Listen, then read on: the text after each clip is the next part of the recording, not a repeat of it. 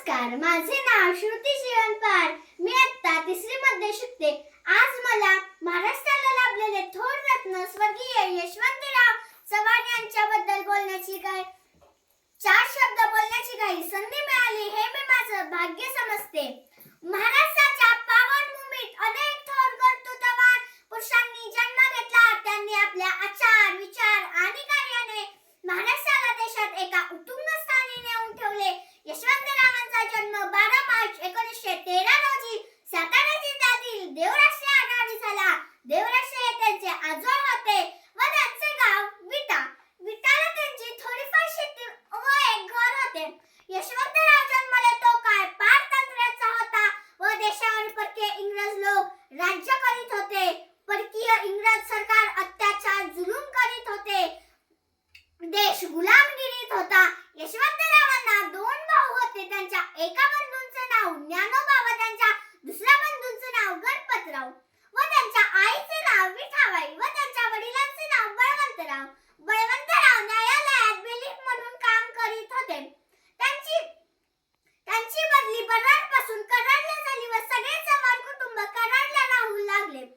थोड्या दिवसांनी त्या भागात प्लेग या नावाचा रोग पसरल्यामुळे त्या रोगाने बळवंतरावांचा बळी घेतला.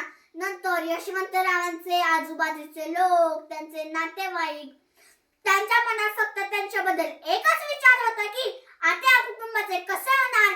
पण यशवंतरावांच्या मातोश्री विठाबाईंनी धीर सोडला नाही. हृदयातले दुःख हृदयातच घट्ट पकडून ठेवले व त्यांनी हा विचार केला की आता मी या दोन मुलांचे शिक्षण कसे बरे करू. नंतर विठाबाईंना एक युक्ती सुचली.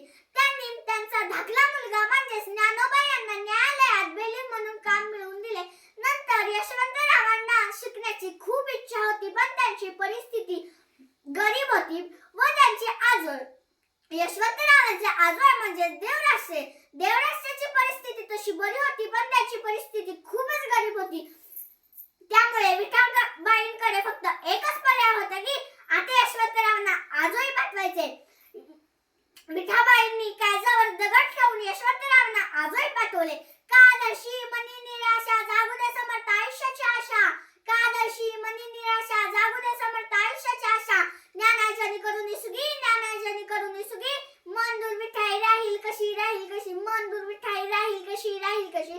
नंतर यशवंतरावांचे मामा श्री दाजी गाडगे यांनी त्यांना देवराष्ट्रे नेले व तेथील प्राथमिक शाळेत घातले.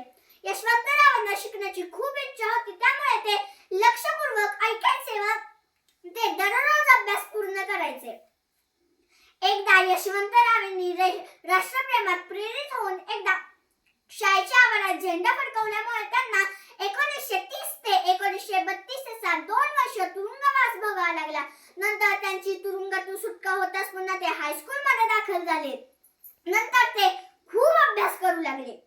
यशवंतरावां मराठी, गणित, इतिहास हे यशवंतरावांच्या खूप आवडीचे विषय होते. मॉडर्न व्ह्यू हे इंग्रजी मासिक ते नियमितपणे वाचायचे.